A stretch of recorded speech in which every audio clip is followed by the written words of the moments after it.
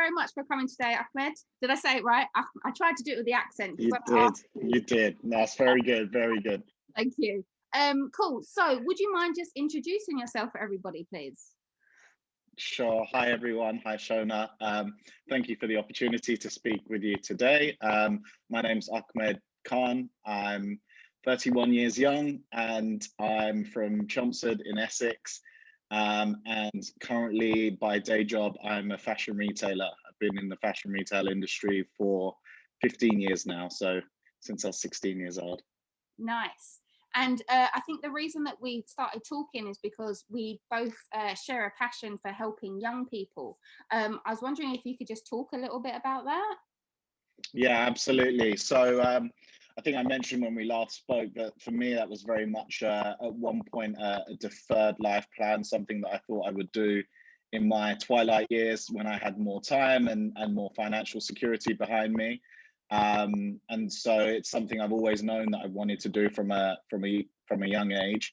I think that's driven and inspired by my own lived experiences as a young person growing up of the sort of different circumstances and challenges that I've gone through.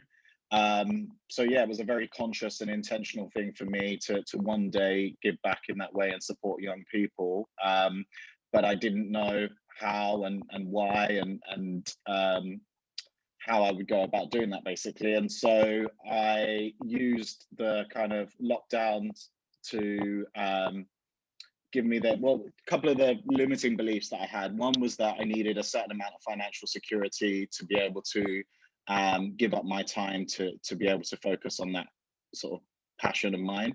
And the other was I needed time to be able to do that, which I wouldn't get from working and with everything else that's going on. And so lockdowns kind of did away with that limiting belief of time, and it all of a sudden gave me a lot of time that was my own to be able to use as how I see fit. And so I made a very deliberate decision to kind of go after how I could perhaps reevaluate my life goals and review the kind of timeframes around my life goals, and working with young people is a massive part of that.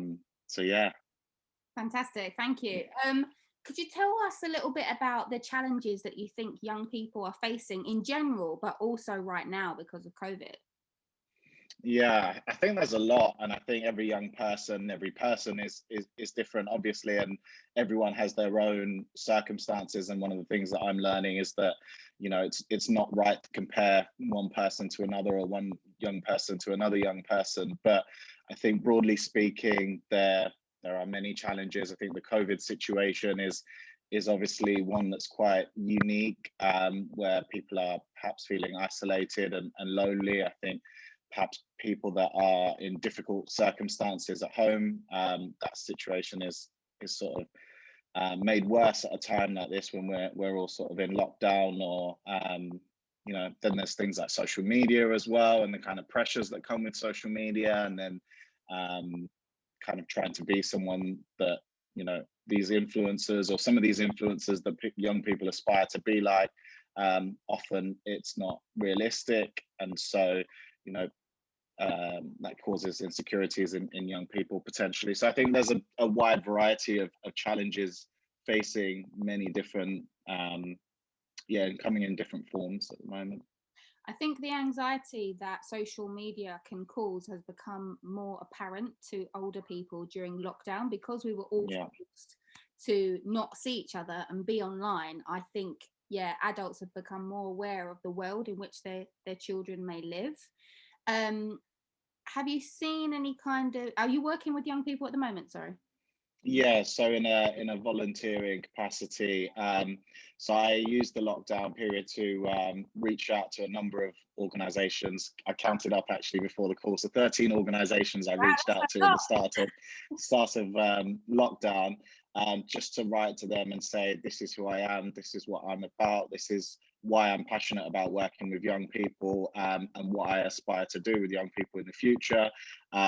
Could I get some experience? Because I had the vision in my head and the idea, but I didn't have the real life hands-on experience. And so lockdown gave me an opportunity to reach out to these organisations and do some volunteering.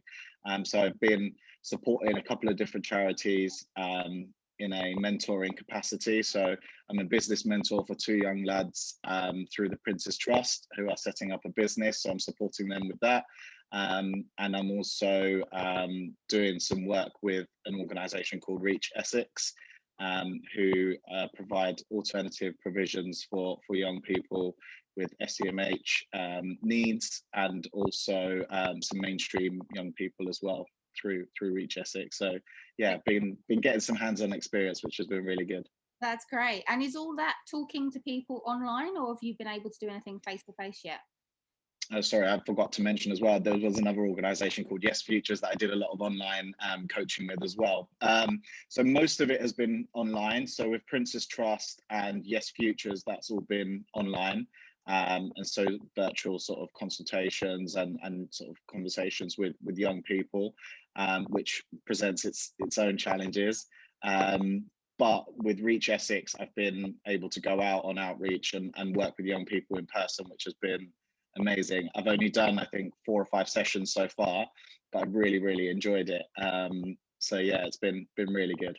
That's great. And how do you find building rapport with young people can sometimes be difficult? Do you find it difficult, or do you find it quite easy? If at first, obviously, you know, one of my concerns was this lack of experience, and those initial meetings with the young person, like you say, can be quite daunting, or at least it was for me. But I think as long as you're authentic and you're yourself and you're kind of honest and transparent and set boundaries, then, you know, I think in my experience, in my short experience so far, the fear has been worse than, you know, the actual experience itself. And so I've been worried about meeting young people and how I come across and saying the right thing at the right time. But actually, if you're just yourself and you're sort of genuine and sincere about, you know, you're listening and you're talking and what you say, then I think that comes across, and I think that's appreciated. That's cool. You mentioned you're doing some like business mentoring for a couple of the young people. Are we allowed to know anything about that, or is it top secret because they're saying No, no, I'm sure they'd be happy for me to give them a shout out. So the business is run by 2 young guys, Matt and Noah, and it's called the Next Generation Network. So actually it's very relatable to you and I, because it's actually about empowering and engaging young people at schools. So what they have created is an online portal whereby they're going to sell memberships to schools, mainstream schools initially, as a sort of membership portal for young people to join and get all various different forms of advice and engagement and inspiration around post-school life. So what's really nice about it is it's for all different kinds of students from all different kind of socioeconomic backgrounds. So it's not just targeted at one type of school. It can be private schools, but it can be sort of comprehensive schools as well. And yeah, it's a really good package to offer kind of inspiration, and it's also coming from 2 guys that have experienced perhaps a lack of information or relevant information or inspirational information, and 2 guys that are also very keen on we mentioned social media before, and 2 guys that are very keen on being a positive influence in the social media space, and giving relevant practical advice to young people about post-school life. So they have a podcast, and they have these enterprise competitions as well that forms part of the package. So it's about yes, they shine a light on sort of post-school like qualifications and further education, also going straight into employment, but also the idea of being self-employed and starting up a business, apprenticeships. And so they kind of explore each avenue rather than just focusing on one particular path, which is really cool. Excellent. How old are they? They are 20 and 21, or 19 and 20, I believe. Okay, cool. And is that kind of the age range you're working with in general, or have you got some people that are younger? No, some that are younger. So with Reach, I've been working, just started working with 2 young lads there, and they are 15, 16 years old. And then I've also been on a couple of sessions with a young lady and a young man as part of the SEMH program that I mentioned, and they are 13 and 14. So it's always been secondary school age. The coaching that I did with Yes Futures was also between year 7 and 9 at secondary school as well. Cool. So And that's my experience. what kind of things are they saying now that they're going back to school or are back at school? Are they anxious to be back out in public, or do they think anything's changed, or do they think it's all the same? What kind of things are they worried about? Yeah, it's a good question. I think from my experience, there seems to have been very little that they're worrying about, and very little that they're anxious about. Actually, there's more sort of excitement to kind of, I think they're very social beings, most of them, and so there's that excitement to get back out with friends and mix. Of course, they've raised points about wearing masks at school and things like that being a little bit weird and a bit uncomfortable, but they'd much rather be in a school wearing a mask than not, and being stuck at home. So generally speaking, from my experience, they've been quite happy and excited to get back in those settings where they can mix with their friends. Cool. You mentioned working with some kids that are in alternative provision. What are Yeah. their kind of aspirations like? Are they looking to do big things in the future, or are they not really sure what they're going to do? Yeah, so in my experience so far, which has only been two sessions with these two young people in particular, I haven't really asked them that question. To be honest, that's all right. So it's a big question. I don't know whether they've thought about that necessarily, but what's been really good for me to see is kind of the work that Reach Essex do with those young people. And for me, it's been much about learning those young people and their needs, as well as watching the organizations and how they interact with the young people and the impact that they're making on the young people. So yeah, haven't asked that particular question yet. Right. I have for some of the other younger people in the more mainstream settings that I've spoken to, because that's something that I'm quite passionate about myself, is sort of like goal setting and having that kind of vision and that idea of what you want to do in the future. So in the mainstream setting, for example, one of the young lads is looking at doing an electrical apprenticeship. And so we've been talking about that a little bit recently. So yeah, I think it's always good to kind of try and encourage those conversations around what the future could look like. And the coaching that I was doing with Yes Futures was all built around soft skills and sort of future planning as well. So there were some conversations there. Excellent. I'm a big advocate for vocational learning and just hands-on stuff, so apprenticeships and stuff. Do you feel like there's a big need for that? Because I'm not sure if I just advocate it because that's what I like to do. So it would be nice to hear your honest opinion on what you think about vocational learning compared to classroom desk learning.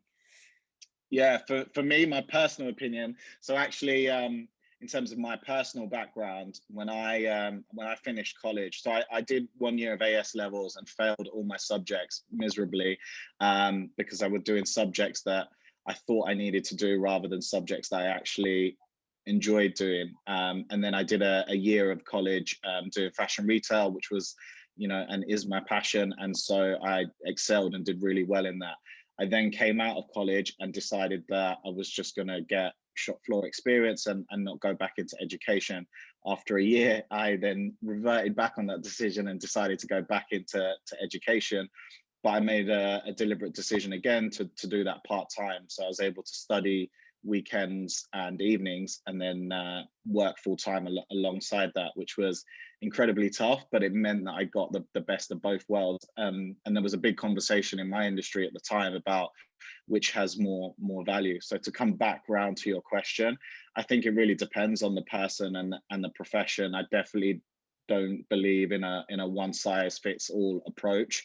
And I think from my experience and what I've seen and heard, that the education environment is very much weighted towards a further educational, like a vocational education and an academic education. And I think whilst that's appropriate and relevant and useful and needed for quite a number of high level professions, there are also plenty of other ways to skin a cat, let's say. And I personally think that there's lots missing from the academic programs around, you know, personal finance and business development, and, you know, how to get a mortgage, and other kind of key life skills and personal development and personal well-being skills that I think are missing in mainstream education at the moment. So yeah, it's a bit of a roundabout way of answering your question, but I think each has its place, but I think there's not enough weight towards a non-vocational education, let's say.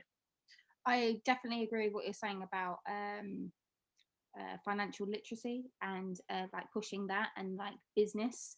I think being creative is something that's not seen upon very highly sometimes in mainstream school, because they want everyone to conform, because that makes the day go easier, when actually in the world the only reason we move forward in technology and we just advance as humans is from ideas, right? And then it's the people that are brave enough to put those ideas into action. So I definitely think there needs to be more around pushing that. When you met those two young men that you're working on with the business idea, did they come to you with that idea? Were they really passionate about it, or did you have to pull it out of them? No. It's completely their thing. So they'd been working on it for a number of months before I got the opportunity to mentor and support them.